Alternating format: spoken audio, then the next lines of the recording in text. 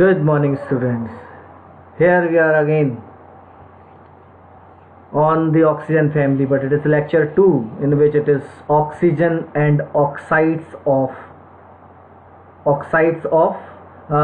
and oxide as well as anode. We are also going to discuss about anode, right? Ozone. So in this part we will discuss about oxygen, oxides and ozone, right? In first part of this group we had discussed about physical and chemical properties of 16th group members. 16th group members are also termed as chalcogens, means ore forming, because most of the ore consist this group element, right? So first we are going to discuss about dioxygen. Can be obtained in the laboratory by the following ways. One is decomposition of chlorates, nitrates, permanganates, right? Most of the oxysalts, either sulfates also, most of the oxysalts, salts of oxyacids, when decomposed they give oxygen gas. As chlorate in presence of manganese oxide decompose in KCl and O2. Nitrate is very famous reaction in presence of,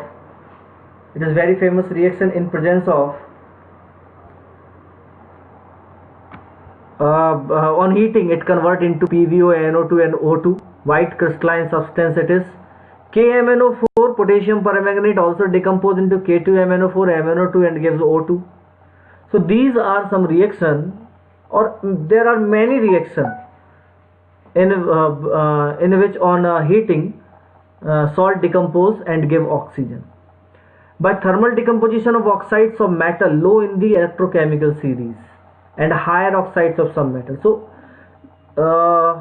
metal placed low in reactivity series, one like silver, mercury, they have least stable oxide. आप Ellingham diagram के help से ये पता भी कर सकते हैं, वहाँ पर इनके बारे में आप देखेंगे तो ये सबसे कम नेगेटिव गिव्स फ्री एनर्जी होती है.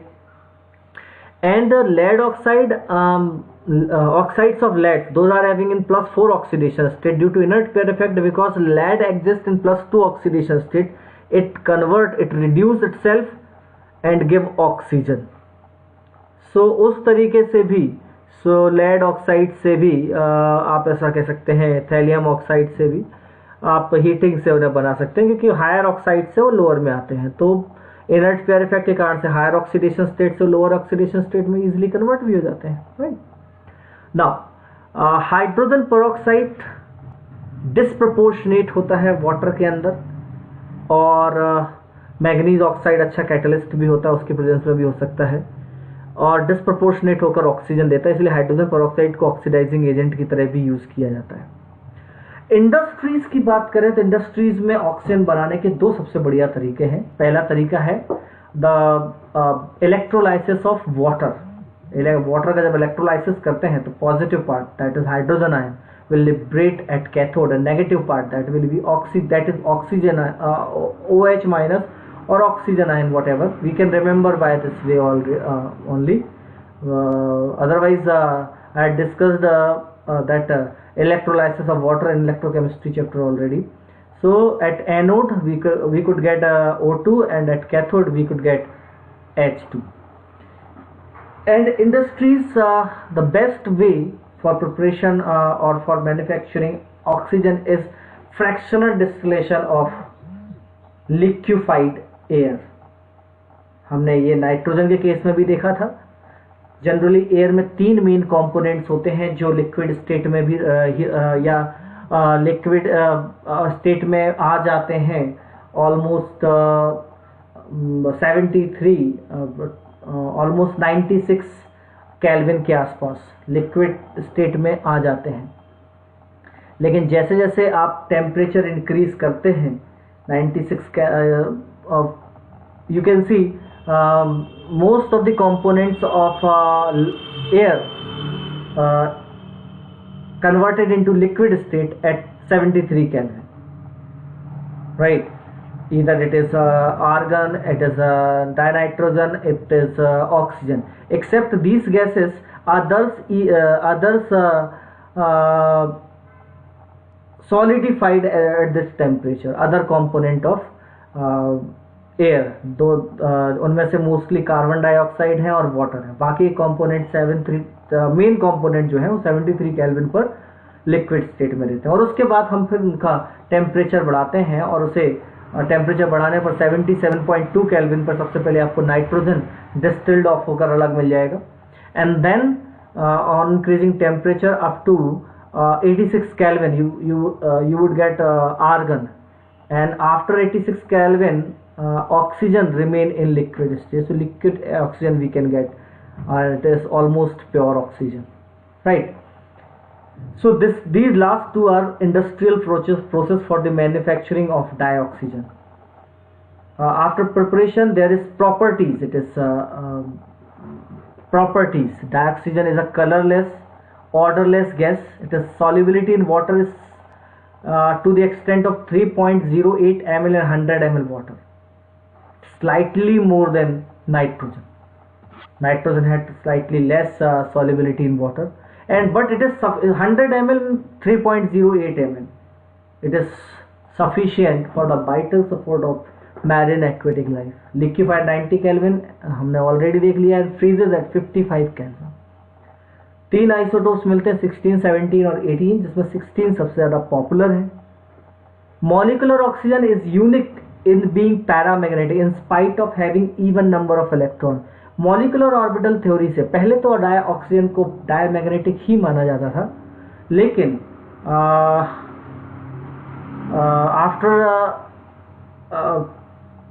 after establishment of molecular orbital theory, it is proven that O2 is a paramagnetic because it has two unpaired electron in anti-bonding orbitals, pi 2px and pi 2py. one electron unpaired electrons होते हैं वहां पे, और O2 1- और O2 1+ भी paramagnetic होते हैं. बड़े आसानी से हम ध्यान रख सकते हैं, मैं यहाँ पर इसलिए इसे बता रहा हूँ. O2 1- और O2 1+ पैरामैग्नेटिक होते हैं, लेकिन O2 2- हो या O2 2+ हो, वो दोनों ही डायमैग्नेटिक होंगे. जनरली ऑक्सीजन कलरलेस होता है, लेकिन जैसे जैसे आप उसे इकट्ठा करते हैं ये ब्लूइश कलर प्रोड्यूस करने लगता है. लिक्विड फॉर्म में थोड़ा ब्लूइश दिखता है. हम जानते हैं कि ऑक्सीजन की रिएक्टिविटी बहुत अच्छी होती है और लगभग हर मेटल एंड नॉन मेटल से डायरेक्ट रिएक्ट करता है. कुछ केसेस में थोड़ा बहुत गर्म करना पड़ सकता है, but most of the reaction जो होते हैं उनमें ये डायरेक्ट रिएक्शन करता है, और most of the reaction exothermic ही होते हैं. इधर हमें अगर थोड़ा गर्म भी करना पड़ा तो भी रिएक्शन एक्सोथर्मिक ही होगा, क्योंकि इनिशियली कुछ बॉन्ड स्टार्ट में थोड़ा बहुत गर्म करना पड़ता है, जैसे मैग्नीशियम के साथ बर्निंग के लिए, क्योंकि इसका जनरली होता क्या है, ऑक्सीजन डबल बॉन्ड ऑक्सीजन होता है जिसकी बॉन्ड स्ट्रेंथ लगभग 450 जो है किलो जूल पर मोल के आसपास होती है, जो कि काफ़ी ज़्यादा होती है, इसलिए थोड़ा बहुत गर्म करना पड़ता है. लेकिन जब ये किसी के साथ बॉन्ड बनाता है तो काफ़ी ज़्यादा एनर्जी बाहर भी निकालता है. तो ओवरऑल इसके सारे रिएक्शन एक्सोथर्मिक ही होते हैं. कुछ reaction like N2 + O2 will give 2NO, ये रिएक्शन जिसमें N के ट्रिपल बॉन्ड तोड़ने होते हैं, O के डबल बॉन्ड तोड़ने होते हैं, तो ये रिएक्शन जरूर एंडोथर्मिक. ऐसे कुछ गिने चुने रिएक्शन ही हैं जो एंडोथर्मिक होता है, otherwise most of the reactions are exothermic reaction. It directly oxidize many substance, like zinc sulfide convert into zinc oxide and SO2, CH4 into O2, CO2 and H2O. You can see there are many reactions directly. It react with HCl in presence of CuCl2, it convert into Cl2, otherwise not. We discussed this reaction in preparation of chlorine also. So these are some reaction in which it acts as oxidizing agent. It is good oxidizing agent. It is comparable oxidizing agent than as chlorine. Comparable around. Better oxidizing agent than bromine and iodine, and less oxidizing agent than fluorine. Oxides. We had discussed about reaction properties of oxygen. So here some oxides. Generally non-metallic oxides are known as acidic oxides, because when they dissolve in water, when we dissolve non-metallic oxide in water, they form acid. SO2 will form H2SO3, CO2 will form H2CO3, Cl2O7 will form H2SO4, N2O5 will form HNO3. But some transition metal oxide in high oxidation state also have acidic character, like Mn2O7, CrO3, V2O5. V2O5 given in this chapter, it is given as acidic, but in we'll discuss in D block elements, it is given as amphoteric substance. So V2O5 जहाँ तक मुझसे पूछा जाए तो it is amphoteric, ये मैं मानता हूं कि वो एम्फोटेरिक है, right.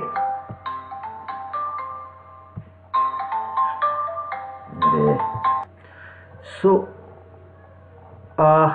acidic oxide, so an oxide that combines with water to give an acid is termed as acidic oxide. Some transition metal oxides in high oxidation state also have acidic character. Mn2O7 and CrO3 is acidic, no issue. Mn2O7 when we dissolve it convert into Mn2O7 when we dissolve it convert into H2CrO4, HMNO4. CrO3 will convert into H2CrO4, right. V2O5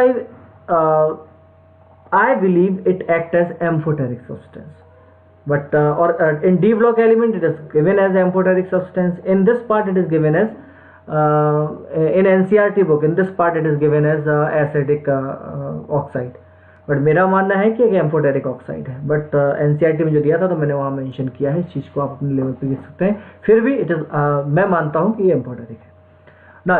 basic oxides act as a base, generally जो metallic oxides होते हैं वो base की तरह act करते हैं।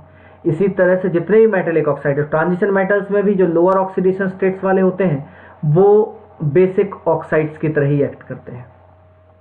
इन D block element discuss about also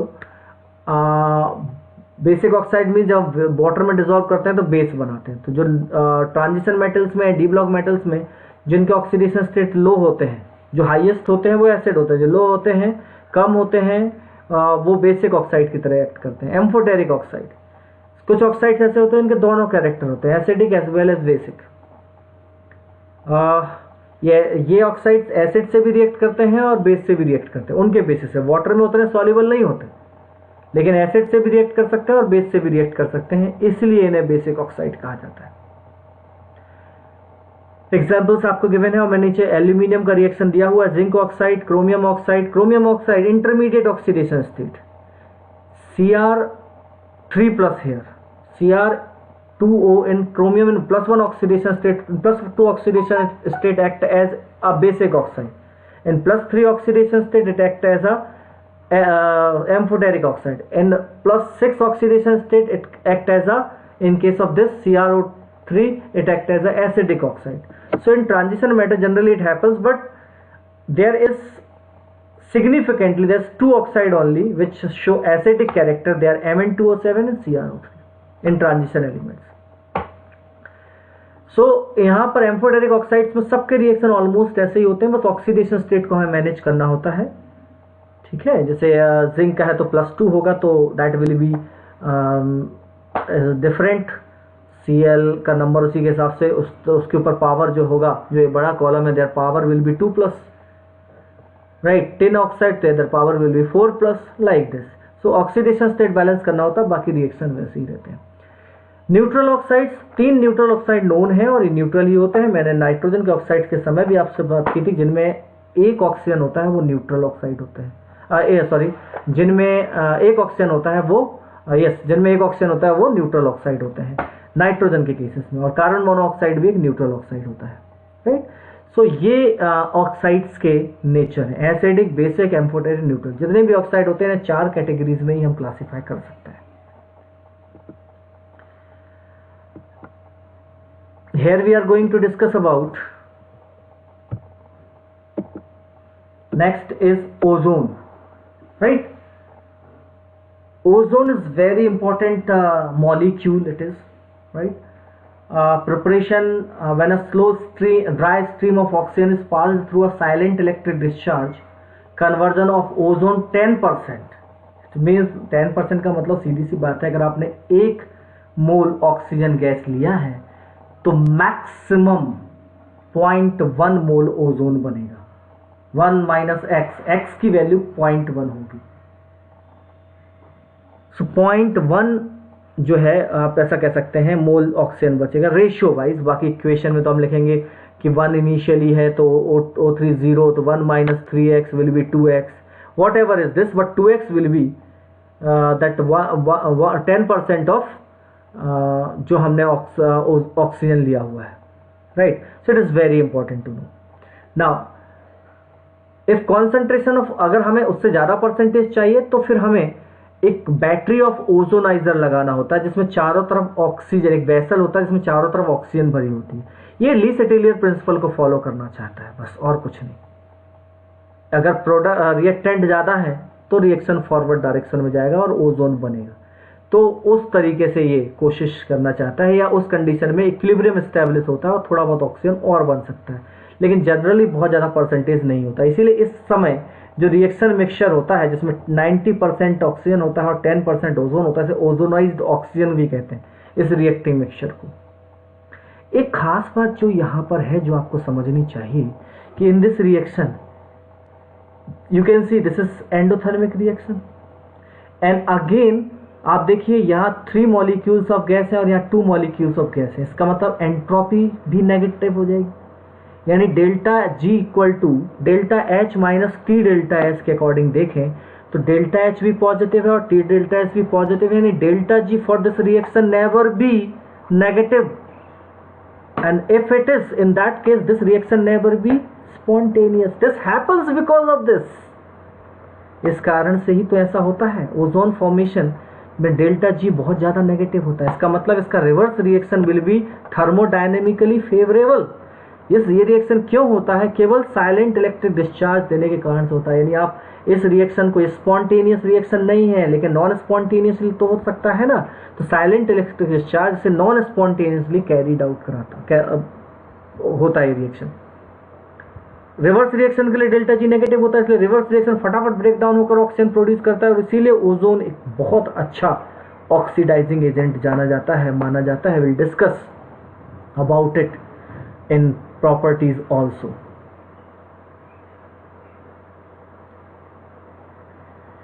and high concentration of ozone can be dangerously explosive.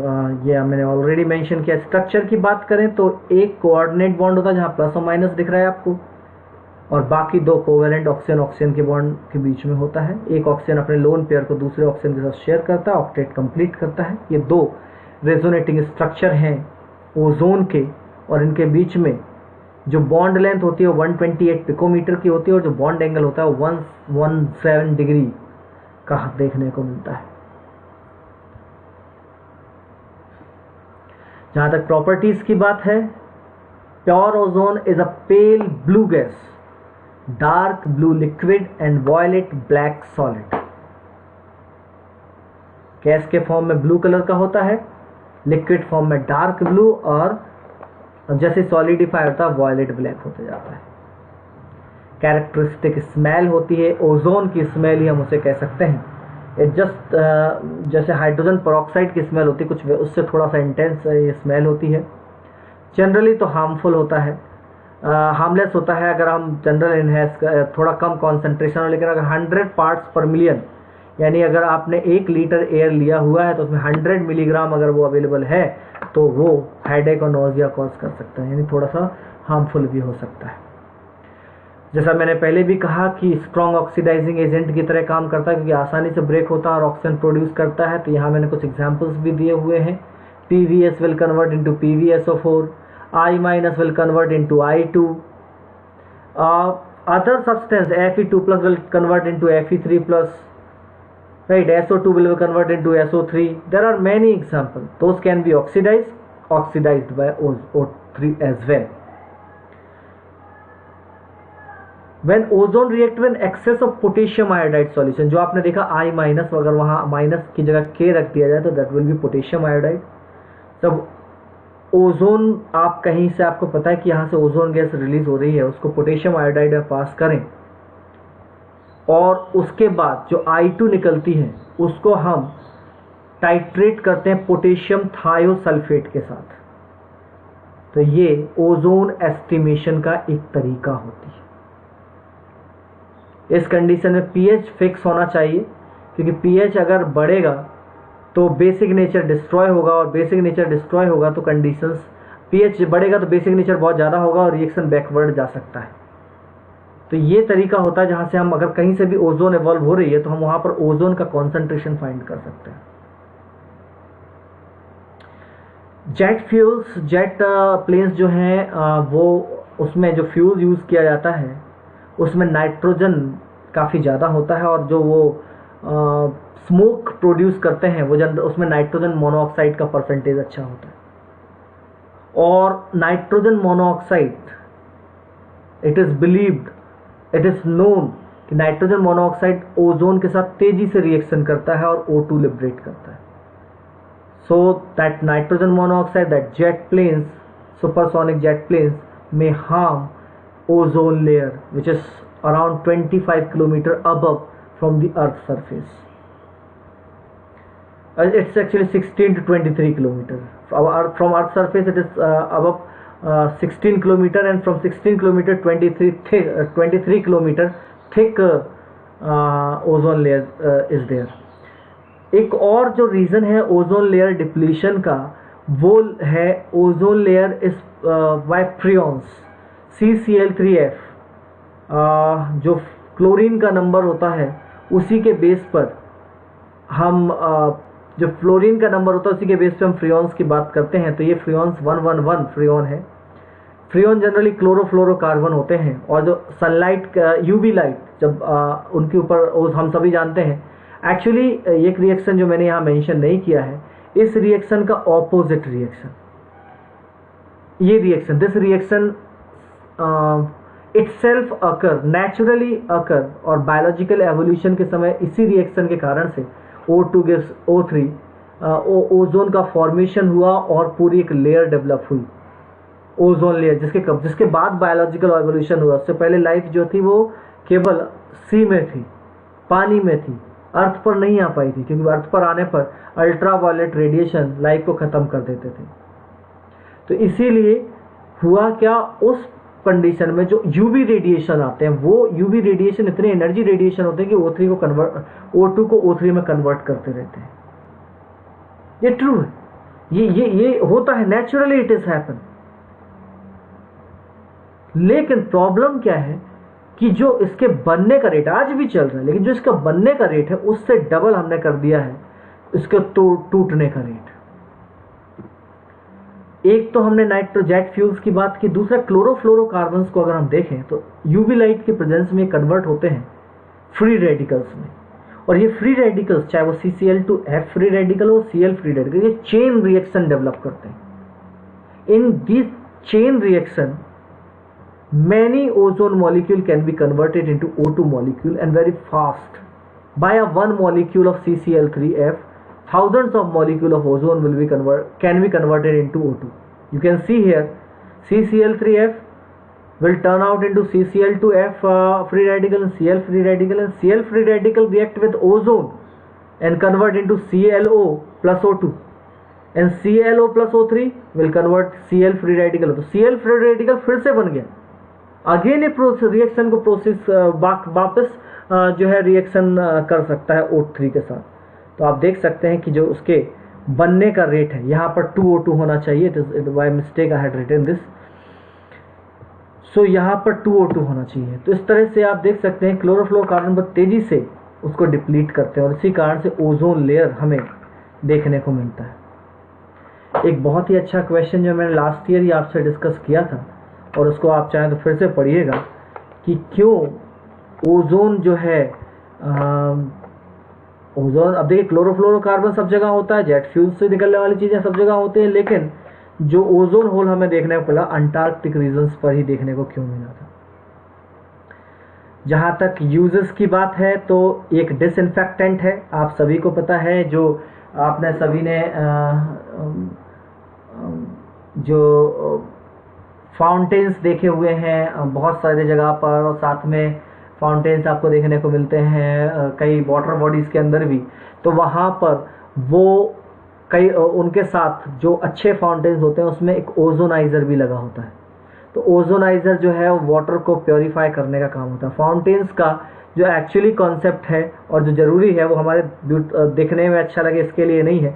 Fountains में वाटर जब ऊपर की तरफ जाता है तो बहुत सारी ऑक्सीजन को डिसॉल्व करके पानी में लेके आता है, तो उससे फाउंटेन से जो डिसॉल्व ऑक्सीजन का परसेंटेज है वो बढ़ता है। लेकिन उसके साथ ही अगर हम उसमें ओजोनाइज़र लगा होता है तो ओजोनाइज़र की हेल्प से जो जर्मीसाइड्स हैं और जो जर्म्स हैं, जो इनऑर्गेनिक इम्प्योरिटीज़ है, ऑर्गेनिक इम्प्योरिटीज़ है, उसे ट्रीट भी किया जा सकता है। तो वाटर ट्रीटमेंट के लिए भी इसका यूज़ किया जा सकता है। एक अच्छा ब्लीचिंग एजेंट है। ब्लीचिंग जैसा कि मैंने आपको पहले ही बताया था, ब्लीचिंग का जनरल मीनिंग होता है